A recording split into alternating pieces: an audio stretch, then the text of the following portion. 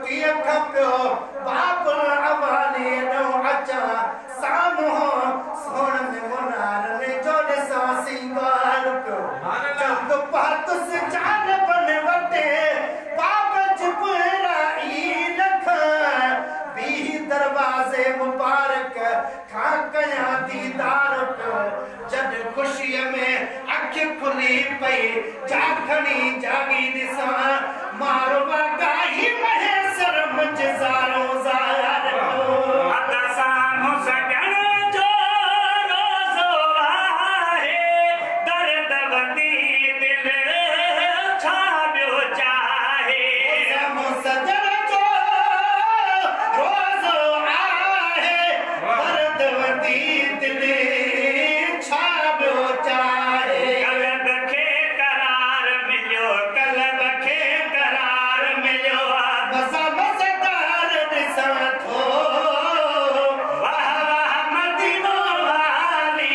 शान वाह सिंध पिया जिंद मगर सिंध पिया जिंद मगर करार ॾिसां थो वाह वाह मदीनो वाली शान या सिंध पिया जिंद मगर सिंध पिया जिंद मगर जिन थी थिए दिल आज़ारी खुल्क वदिया खलकत सारी साईं कंहिंजी नथी थिए दिल आज़ारी खुल्क वदिया खलकत सारी जिन थी थिए दिल आज़ारी खुल्क वदिया खलकत सारी सभिनि में इत्तेहाद ऐं ॿियो सभिनि में इत्तेहाद वञो वफ़ादार ॾिसां थो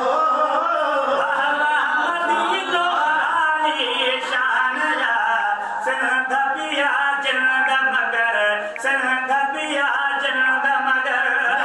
संधी चारी बरसाता शहर प्रिय जो वह क्या बाता संधी जारी बरसाता शहर सजन जो वह क्या बाता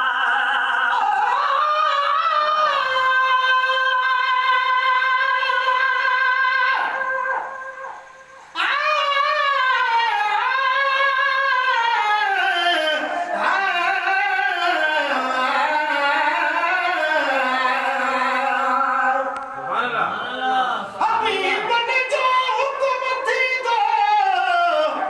तॾहिं वेंदुसि मदीने मां ओ ठही ईंदो तॾहिं वेंदुसि मदीने मां जेको रोदा खिलारे थो उन्हीअ में आसरो आहे उन्हनि पाणे घुराईंदो तॾहिं वेंदुसि मदीने मां कहीं कमदार जे दर कंहिं भोतार जे दर ते वञा छो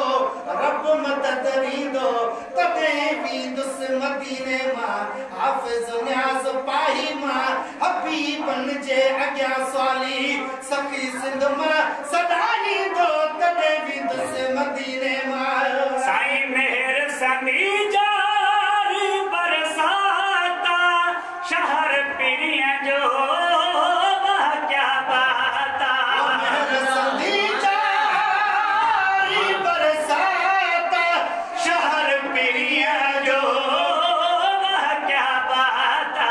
सूह सां भरपूर अथम सोह सा भरपूर यतम सीगार ॾिसां थो वाह वाह मदीनो वाली शान या सिंध पिया जिंद मगर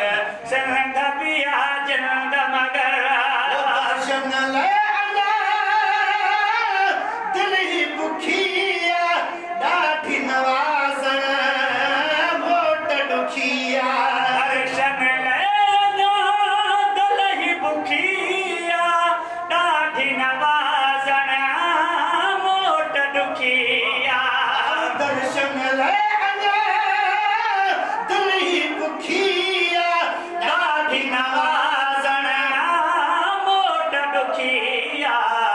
अचण वक्त कहिड़ी रोइन अचण वक्त कहिड़ी रोअण ज़ार ज़ार ॾिसां थो